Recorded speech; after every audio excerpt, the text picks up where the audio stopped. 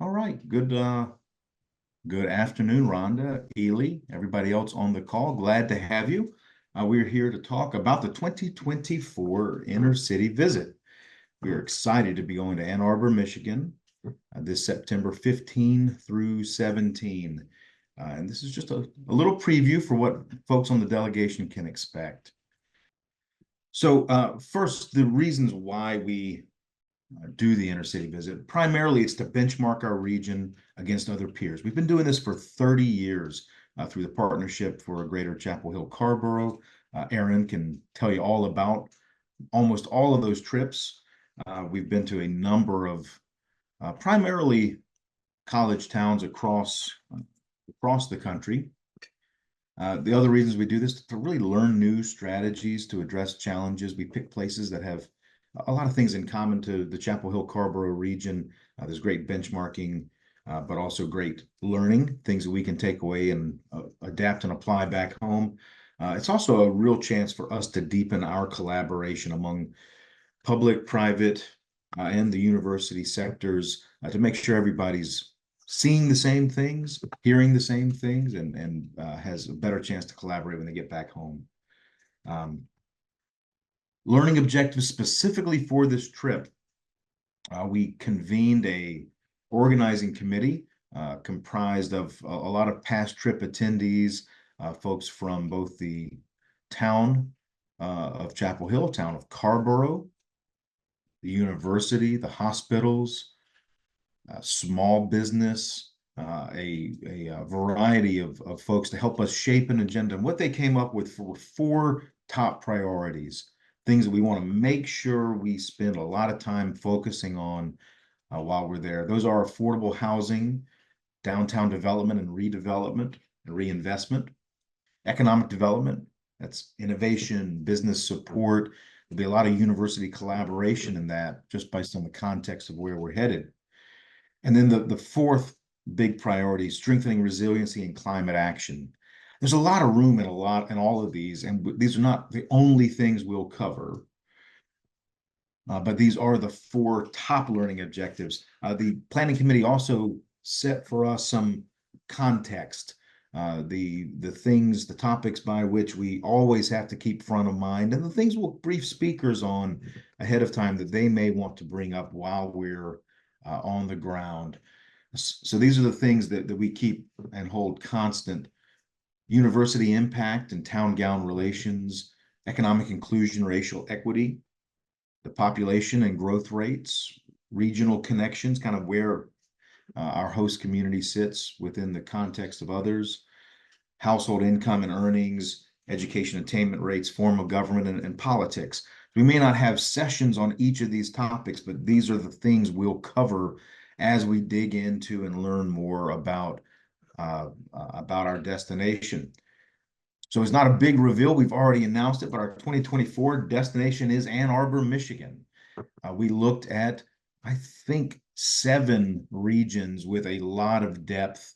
The planning committees met 4 different times, and staff also with help from an intern we had over the spring semester, did a lot of digging into how we stack up against comparable potential destination cities, and both programmatically and kind of similarity in community type. Ann Arbor came out on top pretty consistently in all of our polling. Ann Arbor has been a prior destination for this community. We did a trip to Ann Arbor back in 2008. So this is a chance for some folks who have been in the past to rediscover this city. There's been a lot of changes there and here in those ensuing years. We think we got a lot left to learn from Ann Arbor. Just a quick look at our logo. You'll hopefully see this starting a lot as we move forward with planning and our program for the Ann Arbor visits. Again, September 15 through 17. Okay, a little bit about Ann Arbor. There it is. It is just to the west of Detroit. The Ann Arbor, or the Detroit airport, sits kind of midway. Ann Arbor has a sister city, Ypsilanti. It is home to Eastern Michigan University. They share an MSA. When we look at Ann Arbor, we're really looking at Ann Arbor, Ypsilanti. It's very much like Chapel Hill, Carrboro. Um, it's a couple of stats, key demographics. Population, they are bigger than us, about 44% bigger. And we did use combined Chapel Hill Carrboro stats for what you're seeing here. Their MSA is quite a bit smaller than ours, about 45% smaller. That is the Ann Arbor Ypsilanti MSA. Ours, obviously, Durham Chapel Hill. Population growth rate, we're growing a little faster than they are, about 40% faster, but they do have a healthy growth rate, and that's over a 12-year period, just for reference. Neither one of us are growing at that rate every year. Percent foreign born, they have a few more, about 20% more foreign born citizens than we do, or residents than we do. Few more people, about 20% more, that speak a language other than English at home. They are denser than we are, actually quite a bit denser than we are, which is one of the more interesting points that we want to unpack and discover as we're up there. And the land area and square miles is almost identical, which kind of makes this a really perfect footprint for us to explore. Housing prices, they've got expensive ones, not quite as expensive as us. They're about 15% less on your median occupied home value. Cost for a mortgage, again, also about 15% less. But particularly when you think about where the housing prices are in the rest of the state of Michigan, they are very much experiencing an affordable housing crunch, just like we are. They're experiencing an availability crunch, just like we are. Their median gross rents are a little bit higher. Our median per capita household, or sorry, median household income is a little higher. Their per capita income is a little bit higher. And we're actually outperforming them quite significantly on percentage of people in poverty, which is good news for us. But it's something for us to explore there. Just a quick look at the two respective flagship universities, UNC and the University of Michigan. They're both public universities. Undergraduate enrollment, 20,000 roughly at Chapel Hill, 32,000 in Michigan. They are a little bit bigger. Same thing, a little bit bigger on the graduate and professional enrollment side. Quite a bit more expensive, both on in-state and out-of-state tuition at the University of Michigan. They have a little bit higher percentage of international students, and almost identical, actually identical student to faculty ratio, and very, very similar. We're right there in competition on some of the national rankings for whatever stock you place in those. So we do think this is a very comparable community. They're a little bit bigger than us, a little bit denser than us. And those are two of the things we're going to look at as we go forward in our trip. Schedule at a glance. Based on our current lineup, and please note, this is all subject to change. We've still got to make all the pieces fit together, and a few things may have to move based on speaker availability and other things that happen, but we're starting to block in all of our programming, and this is how we expect it to shake out. We'll depart on Sunday morning. We're taking a direct flight to Detroit. It's a relatively short 45-minute to an hour bus ride from the airport over to Ann Arbor. We'll do lunch and an orientation at the beginning. Probably a broad survey of the entire region will be a topic over our lunch presentation. We'll then do a bus tour, community bus tour, really get everybody physically oriented to downtown campus, their stadium district, innovation district. We'll also go through their sister city, Ypsilanti. So we'll get a chance to really see the landscape early on in our trip and make sure that everybody understands as we learn more. They have kind of a geographic perspective on the community. We'll let everybody check in, and then as our custom, we'll begin our kind of first social event of the program, an evening where we'll invite a reception. We'll invite Ann Arbor and Ypsilanti's leaders, anybody who's speaking to us anytime during the program, local elected and university officials. This will really, we kind of go for a 1-to-1 ratio on this. We want to make sure everybody has an opportunity to meet some of their counterparts from the local community, and we do that early on because we'll have some time later in the program, hopefully, for you to connect with counterparts up there. And we'll end the evening with small group dinners out around town on Sunday night after our heavy hors d'oeuvre reception. First full day of programming, or second full day of programming, Monday. We'll do breakfast in the hotel, and probably our first panel also in the hotel. We expect to cover economic development in that first panel, and it's probably going to be a big one. We've got a lot of different avenues we want to cover under the auspice of economic development. This will include innovation, university collaboration, tech entrepreneurship. We've got a couple of different topics and speakers we expect to bring in and engage with our audience. There's a lot of topical overlap, a lot of their focus areas. Biomed and applied information science are topics that align well with our academic programs and economic clusters. We expect also to cover redevelopment and adaptive reuse. Remember, one of those big learning objectives we set for this trip is downtown redevelopment. They've done a lot of redevelopment in their downtown. After learning about how that all has played out, we'll go see it, do a little downtown walk. That'll probably include both campus and downtown like ours. They abut. We'll have a time to see some of both. We'll stay for lunch downtown, pick up climate resiliency in the afternoon, still working on exactly how and where we're going to cover that topic, but we're expecting to spend all of Monday on foot. It's one of the brilliant things about Ann Arbor. From our hotel, we should be able to do almost everything we want to do on Monday walking. Late in the afternoon, we're planning some optional tours. That's also a time for some structured counterpart meetings or small group meetings for people to dive in deep with their respective counterparts, both in the public, private, and academic sectors in the late afternoon. Our big delegation dinner and evening of fun, often some of the most memorable parts of these kinds of trips, and that great local networking opportunity will happen Monday evening. On Tuesday, we'll dig into affordable housing early in the morning with both speakers and site visits. We've got a really fascinating couple of projects to look at. One in particular, I think, is going to be interesting for our delegation.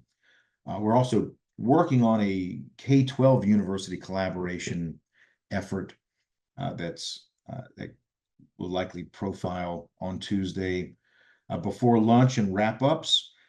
Then we'll head back, early afternoon departure, headed to the airport with a 4:45 flight back to Raleigh, Durham. We expect to be on a connecting flight through Atlanta on the way home and get everybody home about 9:30. So a little bit more about some of the content. The State Street District revitalization and the remodeling of the historic State Theater are two of the things we'll look at, how they were funded. There were tax credits involved in the State Theater redevelopment. It's one of the sites we expect to go in and visit and see. The University Research Corridor is a really fascinating collaborative among Michigan State, and Wayne State University, both collaborating on research projects, research funding applications, and marketing their respective universities and communities as a unified corridor. There's a lot from a branding perspective we can benchmark there, as I think they benchmarked our community. There's a couple of impressive local startups. Duo Security is probably one that's the most well-known, but we expect to bring a couple of local startups in to talk about how they've scaled locally and stayed local. One of the optional tours we're looking at is a trip out to M-City, a test facility for autonomous vehicles. A lot of tech commercialization out of the university is shown in demonstration there out at Satellite Campus. The Green Baxter Court is one of the affordable housing opportunities we're looking at exploring, and they distinguish themselves as a community built around sustainable design principles, both in the way the community functions and in the materials they've used. It includes agriculture and farm co-op on site. It's a fascinating project that I think we'll enjoy learning about and seeing. The Mitchell Scarlett Teaching and Learning Collaborative. This is one of the things I was mentioning earlier. We're trying to put together a visit. This is what looks like a very robust partnership for both instruction and support among with the School of Education at the University of Michigan and the school district, focused on the linked set of schools serving downtown and some of the most economically disadvantaged populations within Ann Arbor. They're concentrating a lot of their efforts at supporting instruction in those communities. They are converting to alternative fuels, both electric and natural gas, as part of their climate neutral goal. The city's adopted their 2030 goal. We'll expect to learn about that. The Michigan Innovation Headquarters is one of several, and we'll probably bring in several as we talk about redevelopment and adaptive reuse. They have, I think, 5 different buildings in Ann Arbor and Ypsilanti that are all based on promoting tech collaboration among startups, established companies, and the university. Really fascinating public-private model that is pretty exciting for us to consider similar possibilities here. That's not exhaustive. We are still learning at every phone call we make, every introduction we get. There's a chance for us to refine and shape and strengthen this agenda. That's a little bit of what we're expecting to cover. It's not exhaustive, but it's where we're at 2 months out, or a little bit more than 2 months out in our planning. The logistics will be on Delta Airlines. I said it's nonstop on the way out. A very civilized departure time, 9:42. No crack of dawn wake ups, and we'll get you back before it's too awful late on Tuesday, likely with a connection in Atlanta. We're going to stay at the Graduate Hotel in Ann Arbor. It's an absolutely gorgeous property. People are familiar with the Graduate here in downtown Chapel Hill. It's equally well situated. The Graduate Hotel in Ann Arbor, immediately adjacent to both campus and downtown. I mean, it's right in the heart of everything on the northern edge of downtown. So a highly walkable and a great place for us to convene our group with great rooms, both single and double occupancy. And for those of you who are wondering about registration, it is open. There are people signed up and signing up every day. We'd love to have you among them. Early decision pricing is available throughout the month of July, so you've got some time, but we're encouraging you to act. There's a healthy savings for both single and double registrations if you act by July 31st. Regular pricing kicks in on and after August 1st, where our pricing goes up about $250. So save yourself and your organization some money. Act now if you know you're coming with us to Ann Arbor. Go to carolinachamber.org/inter-city-visit, or just hit our website and search Intercity Visit. You'll find us, find the trip registration. As with that, we can answer any questions you might have.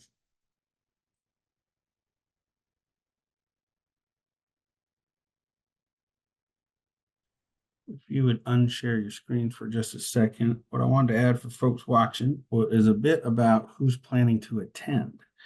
So if it is similar to previous, hold on, I'm trying to make Ian's screen a little smaller, is last time the entire Chapel Hill Town Council, except for one, came with us on the trip. I think we had all but one Hillsborough Town Council member. We expect a good, strong participation In Carver, I think we had 3 municipal managers and the county manager participating, senior university leadership, hospital leadership.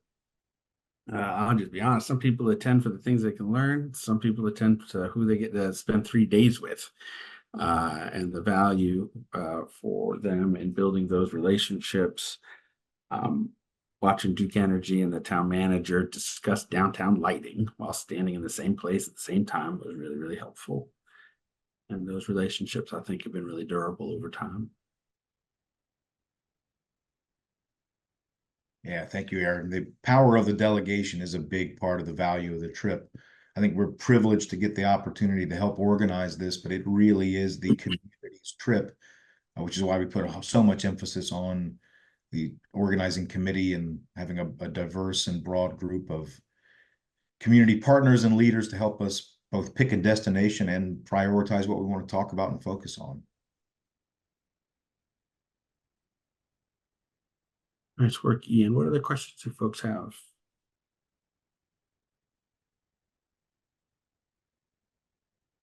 Often folks ask from a programmatic perspective, what's in it for me? And the times to the built-in time, it's significant there that first afternoon. It's our intent to help everybody on our delegation connect with the right folks in Ann Arbor over the course of our program. So if you want to dig in on something specifically like public arts, which I know is a major initiative for downtown Chapel Hill, there'll be great opportunities to benchmark that. We may not be able to do a whole session on downtown arts or public arts, but we can make sure that those topics and people who are interested in them are well connected. So that's, part of the design of this trip is that, yeah, we're seeing a lot of things together, but we'll also be able to break off at a couple of different points and go see things that we're particularly interested in. So we broaden our learning opportunity. I have a question. We're just kind of bantering about this in the office. What kind of population, residential population abuts to the downtown area like we have here in Chapel Hill, on East Franklin Street, thinking about that particular population. Do you have any information on that? I don't have the data, so I can't tell you exactly how many people are walkable to downtown, but just looking at the composition, it feels very, very similar.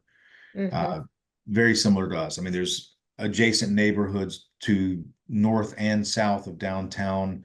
It thins out as you hit their kind of urban growth boundary to the west, but main campus is immediately to the east of their primary downtown.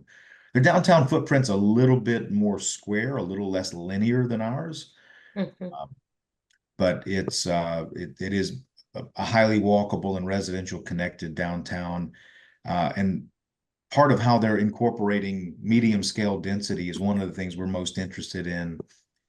Part of what we'll be seeing on that bus tour is not only where all the main sites in the community are located, but where the people actually live, because they are almost twice as dense as us in a exactly equal square footage or square mileage.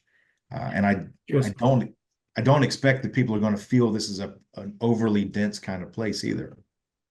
So to your question, a lot of things are similar, right? We've got a thing called the Good Neighbor Initiative and but this clearly a very similar set of this sort of like their description is campus neighborhoods are just feet away from campus, and those edge issues and cooperation issues are a key thing for them. Yeah, I'd love to hear, I know obviously not right now, more about cultivation of community, business to business, and then business to, the different, of course, you have the campus, and then you have the folks that live there full time or live there temporarily, and, how they have approached that, and what they do to sustain that. Their economic development is a little bit differently organized. felt to me both the last time we visited and looking, they've created some portals into the university that are a little easier to engage. Mm. There's we sometimes think of the university. I think the university is like this space station. Like, where do you dock? Like, where do you connect if you're a business or others? Their economic development group's called Thrive. Ian, is that right? And Spark. Sorry, Thrive is in another town very similar, but Spark, Spark Ann Arbor, and I think their town gown and business university partnerships have some good things to learn from. Yeah, a couple of the structured. I think a docking station is a good way to put it, Aaron. Or some of the structure, I think, is what we hope to benchmark on this trip, both on the innovation side and on the town gown relation side. Thanks. Is there an opportunity to have breakout sessions? Like, I know there's like this session happening, but if there is like a possibility of having like a small group go talk to somebody, I'm very interested in creative economies, and would love to hear from somebody in Ann Arbor about that and what they've been doing in their town. Not just the public art, but, you know, really embedding a community and the creatives and making the economy more robust as a result. So if there's a way to kind of a breakout session or, you know, that will be Tuesday after. Is enticing. it still the case that Monday afternoon? Monday afternoon will be the time. And, Jerry Lynn, you're not the first person to ask about that topic. So, that's probably some of the last big components that'll get put together, but we do expect to have both breakouts or individual connection point time. And we've saved a big block of the agenda to have even more than one of those potentially.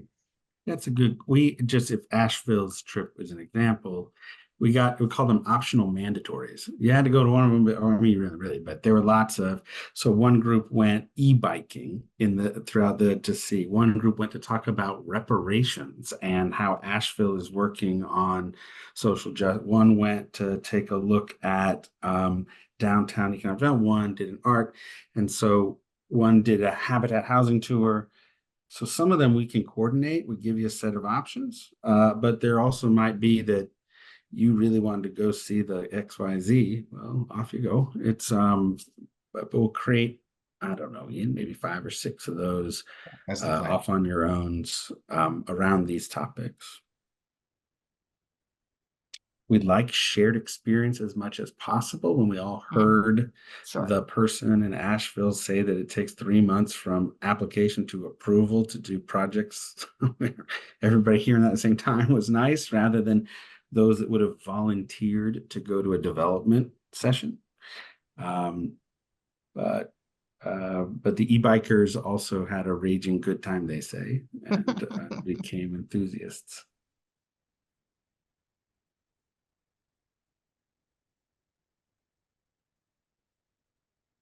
We also get asked, you have to pay it all at once. That is usually people are like, oh my gosh, that sometimes can be a big check. We're going soon. But if I think we've had folks call and say, can I break it into this month and next? I don't know. My organization, I got to do it in difference or whatever. Let us know if we can be flexible or deal with that for you. We will also put together some scholarship funds to help make sure that everybody has an opportunity. That's right. Thanks, And guys. that price is inclusive of hotel meals, everything, and flight. Hotel, meals, flight. What do they call it? Transfers when they're trying to sell it. Transfers. Whatever those are, transfers are included. Great. Thanks so much for your guys' time. I have to hop off, but thank you. Hey, thanks everybody. Call me, call Mackenzie, call Aaron if you are interested, you want to learn more. We'd love to have you as part of our traveling team to Ann Arbor, September 15 through 17. Mark your calendars.